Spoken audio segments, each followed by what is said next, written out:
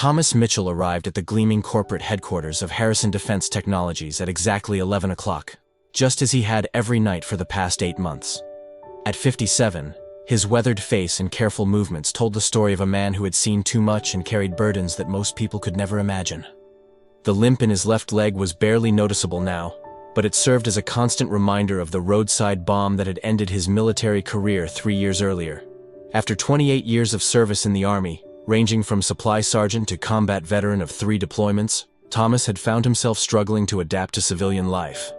The night janitor position at Harrison Defense Technologies wasn't glamorous work, but it provided steady income and health benefits. And most importantly, it allowed him to work alone during the quiet hours when his PTSD symptoms were most manageable. The irony wasn't lost on him that he was now cleaning the offices of a defense contractor, a company that profited from the very conflicts he had fought in. But Thomas needed the job, and he took pride in doing it well, treating each office with the same attention to detail that had served him during his military career. Tonight, he was scheduled to clean the executive floor, including the expansive corner office of CEO Jonathan Harrison. At 38, Harrison had built his company into a billion-dollar empire, securing lucrative government contracts and establishing himself as one of the youngest and most successful defense contractors in the country. Thomas had only seen Harrison from a distance, a tall, impeccably dressed man who moved through the building with the confidence that came from wealth and power. Their worlds rarely intersected, separated by more than just floors and office doors.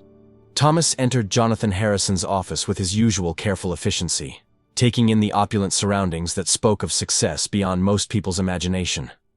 The corner office occupied nearly 1,000 square feet, with floor-to-ceiling windows offering a panoramic view of the city skyline. The furniture was custom-made Italian leather, the desk was carved from a single piece of exotic hardwood, and original artwork adorned the walls. Everything in the office screamed wealth and power, from the vintage whiskey collection displayed in a crystal cabinet to the state-of-the-art technology seamlessly integrated into the workspace. Thomas moved methodically through his cleaning routine, dusting the expensive furnishings with the same precision he had once used to maintain military equipment. He emptied the wastebaskets, vacuumed the Persian rugs, and polished the massive desk until it gleamed. The office felt more like a museum than a workspace, with its carefully curated displays of awards, certificates, and memorabilia that told the story of Harrison's rise to prominence. Behind the desk, an entire wall was dedicated to photographs chronicling Harrison's success. Pictures with politicians, military generals, and other powerful figures from the defense industry. Thomas studied these images briefly, recognizing some of the faces from his own military service. There were photos from groundbreaking ceremonies for new facilities, handshake moments sealing major contracts, and formal portraits from industry events. Each photograph seemed designed to convey Harrison's importance and influence in the defense world. But it was when Thomas began cleaning the bookshelf that something unexpected happened. As he carefully dusted around a thick file folder, it slipped from his hands and fell to the floor, its contents scattering across the expensive carpet. Thomas immediately dropped to his knees to gather the scattered papers, his military training having instilled in him a deep respect for proper organization and security. As he collected the documents, he couldn't help but notice they were marked with various classification levels and contained detailed information about defense contracts, military specifications, and strategic planning documents. His heart rate quickened as he realized he was handling sensitive material that could potentially compromise national security if it fell into the wrong hands. Working quickly and carefully, Thomas gathered most of the papers and began returning them to the folder in what he hoped was their original order. But as he reached for the last few documents, his hand froze over a particular photograph that had separated from the rest. The image showed a group of soldiers in desert camouflage, standing in front of an armored vehicle somewhere in Afghanistan. The photo appeared to be several years old, based on the equipment and uniforms visible in the frame. At first glance, it seemed like one of many military photographs that might be found in a defense contractor's office, perhaps used for marketing materials or presentations to potential clients. But as Thomas looked more closely at the faces in the photograph, his breath caught in his throat. In the center of the group, wearing the uniform of a young lieutenant, was a face he recognized immediately. It was Jonathan Harrison, but not the polished CEO he had glimpsed in the hallways. This was a much younger Harrison, his face lean and serious, his eyes holding the particular intensity that Thomas knew came only from combat experience. The discovery sent a shock wave through Thomas's system, as he realized that the billionaire CEO he had been invisibly serving for months was actually a fellow veteran who had served in the same theater of operations, where Thomas had lost friends and sustained his own life-changing injury. Thomas sat back on his heels, the photograph trembling slightly in his weathered hands as memories came flooding back. The date written on the back of the photo placed it during a period when Thomas himself had been deployed to the same region of Afghanistan. He studied the other faces in the photograph, and with growing amazement began to recognize several soldiers he had known during his own deployment. The revelation that Harrison was not just a wealthy businessman who had profited from military contracts, but an actual combat veteran who had served alongside people Thomas knew, completely altered his perception of the man whose office he had been cleaning for months. The young lieutenant in the photograph bore little resemblance to the polished CEO who now commanded a billion-dollar empire. This earlier version of Harrison showed the lean, determined look of someone who had faced mortal danger and carried the weight of responsibility for other people's lives. Thomas could see in the young man's eyes the same thousand-yard stare that he had seen in mirrors and in the faces of countless other veterans who had experienced the reality of modern warfare.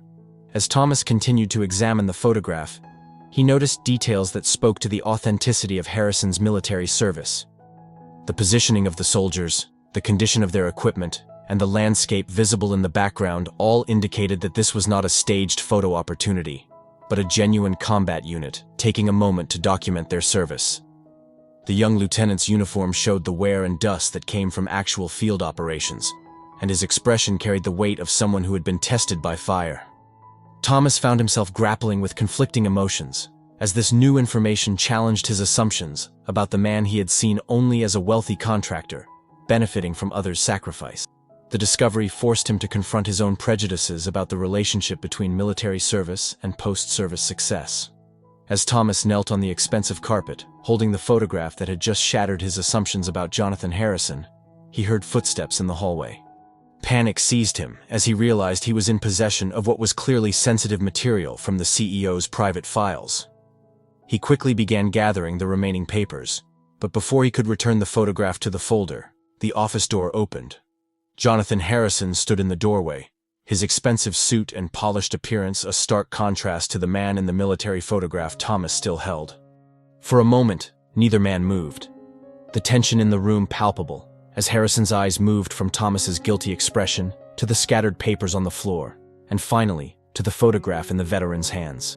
The silence stretched between them, heavy with unspoken recognition and the weight of shared but unacknowledged experience. Harrison's expression shifted from surprise to something more complex as he realized what Thomas had discovered. The carefully maintained separation between his military past and his corporate present had been breached by a fellow veteran who now knew the truth about his background.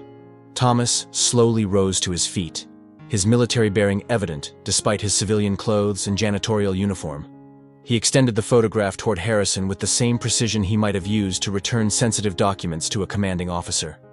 "Sir," Thomas said quietly, his voice carrying the respectful tone he had learned during decades of military service.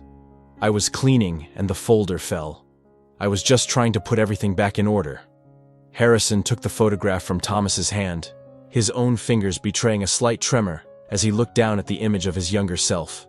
For a moment, the polished facade of the successful CEO cracked, revealing glimpses of the soldier he had once been.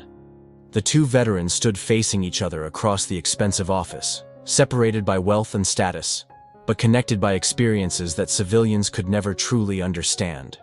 Block 6. The confrontation. Harrison stared at the photograph for several long seconds, his composed business demeanor gradually giving way to something rawer and more vulnerable. When he finally looked up at Thomas, his eyes held a mixture of resignation and defensiveness, as if he had been caught in a deception he wasn't entirely sure he regretted. The silence in the office was broken only by the distant hum of the building's climate control system and the barely audible traffic from the street far below. "You weren't supposed to see that," Harrison said finally, his voice carrying none of the commanding presence he typically displayed in board meetings and public appearances.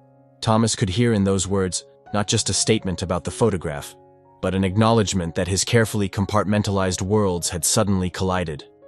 The veteran janitor stood at attention without conscious thought, his military training automatically kicking in despite the civilian setting and his current occupation. Harrison moved to his desk and carefully placed the photograph on its surface, running his fingers along its edges as if touching a relic from another life. The transformation in his demeanor was striking. The confident CEO seemed to shrink slightly, replaced by someone carrying invisible weights that Thomas recognized all too well. Afghanistan, 2011 to 2013, Harrison continued, his voice barely above a whisper. Second deployment was the worst. We lost... He trailed off, unable or unwilling to finish the sentence. Thomas nodded with understanding, knowing that the specifics didn't matter as much as the shared recognition of loss and trauma. The emotional distance that wealth and power had created between them suddenly seemed insignificant compared to the bonds forged by combat experience and the brotherhood of veterans who had served in harm's way. In that moment, the expensive office faded into the background, and two soldiers found themselves occupying the same space, connected by experiences that transcended their current circumstances. Block 7, the shared burden. Harrison gestured for Thomas to sit in one of the leather chairs facing his desk, a request that would have been unthinkable just minutes earlier when their relationship existed within the strict boundaries of employer and employee. As Thomas settled into the chair, Harrison poured 2 glasses of whiskey from his private collection, sliding one across the desk with a familiarity that spoke to military traditions of sharing drinks with fellow soldiers. The expensive liquor seemed almost absurd given the circumstances, but both men understood the ritual as something deeper than mere hospitality. Helmand Province, Harrison said, raising his glass slightly. Lost 3 good men in my first month there. IED on what was supposed to be a routine patrol. Thomas raised his own glass in recognition, knowing the weight those simple words carried. Kandahar for me, he replied. Different time, same story. Roadside bomb took out our convoy. I was lucky. The word lucky hung in the air between them, carrying all the complex guilt and gratitude that survivors of combat experienced. Harrison leaned back in his chair, and for the first time since Thomas had known him, the CEO looked genuinely human rather than like a polished corporate figure. The whiskey seemed to loosen something in Harrison that had been tightly controlled, allowing glimpses of the person he had been before wealth and success had built walls around his past. Nobody here knows, Harrison said quietly. About the service, I mean. When I started the company, the investors, the board members, they all assumed I was just another young entrepreneur who had gotten lucky with defense contracts. It was easier to let them think that than to explain. He gestured vaguely, unable to find words for the complex relationship between his military experience and his business success. Thomas understood without explanation the difficult position Harrison had found himself in, where his genuine knowledge of military needs and operations had become a source of both opportunity and guilt. Block 8. The hidden truth. As their conversation continued, Harrison began to reveal the carefully hidden truth about his rise to success.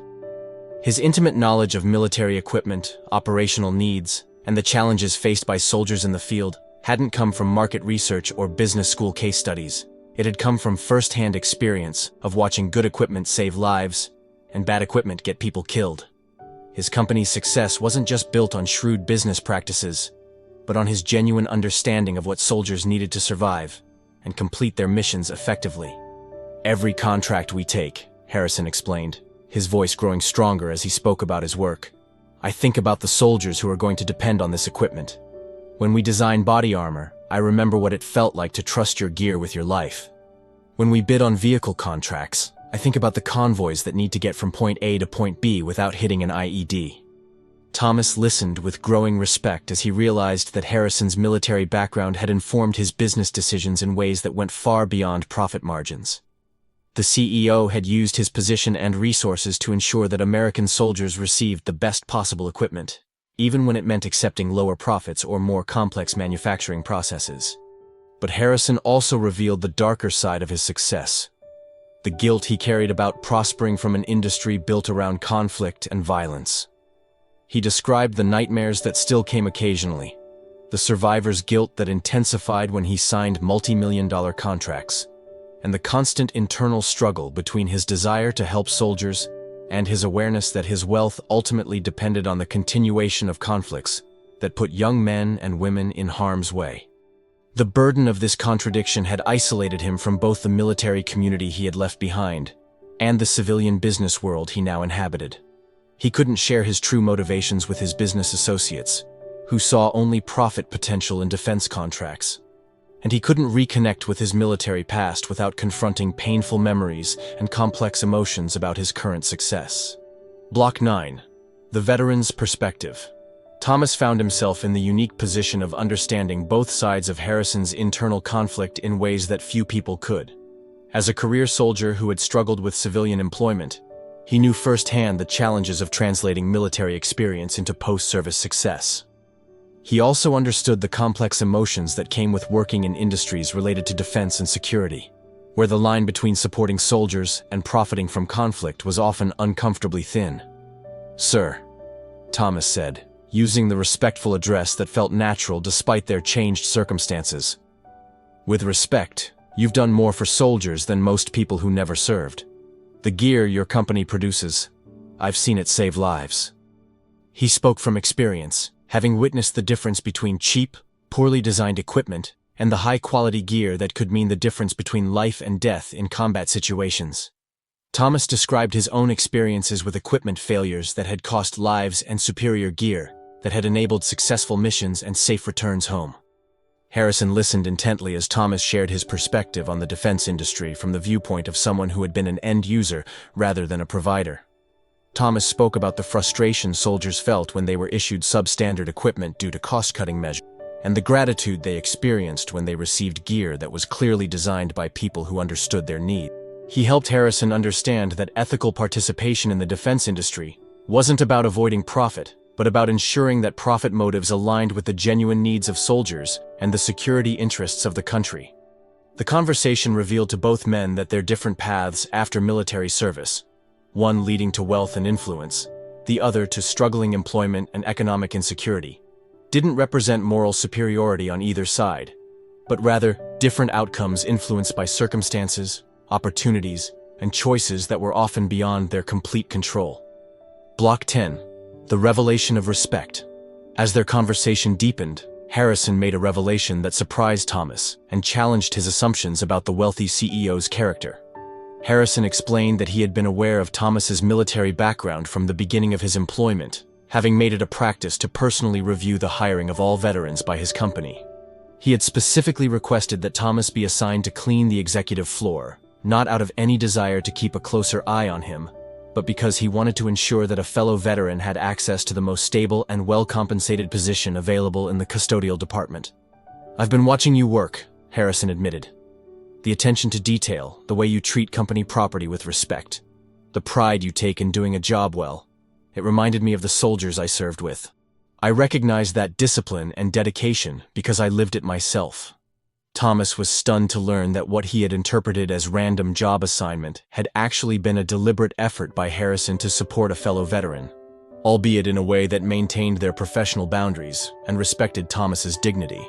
Harrison went on to explain that his company employed over 200 veterans in various capacities, from entry-level positions to senior management roles, and that he had quietly implemented policies to ensure that veteran employees received additional support services, including mental health resources and career development opportunities. This revelation completely recontextualized Thomas's understanding of his employer and forced him to grapple with his own assumptions about the motivations of wealthy business leaders. Harrison's success hadn't made him forget his military roots or the struggles faced by his fellow veterans. Instead, he had used his position to create opportunities and provide support in ways that maintained the dignity of those he was helping. The conversation revealed that both men had been operating with incomplete information about each other, leading to misunderstandings that had prevented them from recognizing their shared values and experiences. Block 11. The Weight of Survivor's Guilt. As the night wore on, both men found themselves confronting emotions and memories they had kept carefully buried.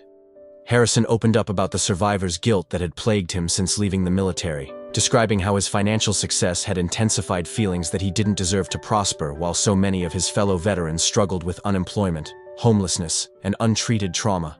He spoke about friends who had returned from deployment only to face battles with PTSD, substance abuse, and the challenges of adapting to civilian life without the support systems they needed.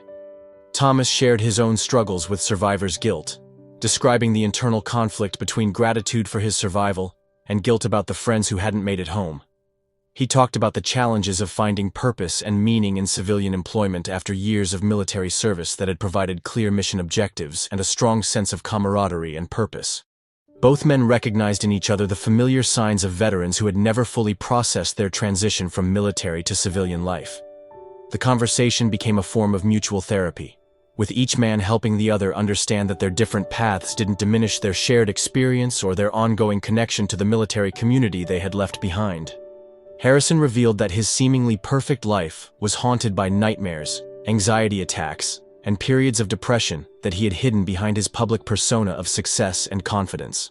Thomas acknowledged that his current circumstances, while challenging, had actually provided him with a sense of stability and routine that helped manage his own PTSD symptoms, even though he sometimes felt ashamed of the gap between his military achievements and his current employment status. They discussed the difficulty of explaining military experience to civilians who had never faced life-and-death decisions or experienced the intense bonds that formed between soldiers who depended on each other for survival. Block 12. The transformation by dawn. The dynamic between Harrison and Thomas had fundamentally changed. The artificial barriers created by wealth, status, and corporate hierarchy had been replaced by the deeper connection that existed between veterans who had shared similar experiences and understood each other's struggles. Harrison made a decision that would alter both their lives, offering Thomas a position that would utilize his military experience and leadership skills, rather than just his willingness to work night shifts in relative isolation. "I want you to head up our Veteran Affairs program," Harrison said, his voice carrying the conviction of someone who had found clarity after years of internal conflict. "Help me make sure we're really taking care of the people who've served, not just giving them jobs, but providing the support and opportunities they've earned." The offer represented more than just a career change for Thomas. It was an opportunity to find purpose and meaning in work that directly served the veteran community he cared about. For Harrison, it meant finally having someone who understood his motivations and could help him navigate the complex ethical challenges of running a defense company while staying true to his military values. Thomas accepted the position, and over the following months, the two veterans worked together to expand and improve support programs for veteran employees and their families. They implemented mentorship programs that paired experienced veteran employees with newly hired veterans, created partnerships with veteran service organizations, and established mental health resources specifically designed to address the unique challenges faced by military. The transformation in both men was remarkable. Harrison began to speak more openly about his military background, using his platform to advocate for veteran issues and to encourage other successful veterans to support their military communities. Thomas found renewed purpose in his work, using his understanding of enlisted soldier perspectives to ensure that the company's veteran programs addressed real needs, rather than just creating positive public relations. Block 13. The lasting impact. 3 years after that transformative night in Harrison's office, the changes in both men's lives and in the company culture were profound and lasting. Thomas had become one of Harrison's most trusted advisors, helping to shape not just veteran affairs programs, but also influencing the company's approach to product development and client relationships. His insider knowledge of military operations and soldier needs proved invaluable in ensuring that the company's products truly served the people who would depend on them in life and death situations. Harrison had emerged from the isolation created by his hidden military past to become a leading advocate for veteran employment and support services. Under his leadership, Harrison Defense Technologies became known not just for its innovative products and profitable contracts, but for its genuine commitment to supporting the military community. The company's veteran employment program became a model that other defense contractors and civilian companies sought to emulate. The friendship between the two men had deepened into something that transcended their professional relationship. They had become accountability partners in their ongoing efforts to process their military experiences and find healthy ways to serve their veteran community. Their regular conversations provided both men with the understanding and support that only fellow veterans could offer. The photograph that had started it all was now displayed prominently in Harrison's office, not hidden away in a secret file, but visible as a reminder of his military service and his ongoing commitment to the soldiers who depended on his company's products. Next to it was a newer photograph showing Thomas and Harrison at a veteran job fair. working together to connect former military personnel with meaningful employment opportunities. Their story had become something of a legend within the company and the broader veteran community, illustrating the power of shared experience to break down barriers and create meaningful connections. It demonstrated that military service created bonds that transcended economic status, corporate hierarchy, and social position, and that veterans had a responsibility to support each other regardless of their different post-service paths. Most importantly, it showed that recognition and respect could transform lives, and that sometimes the most important discoveries happen not through deliberate searching, but through accidental moments of truth that reveal the connections that already exist between people who have shared extraordinary experiences.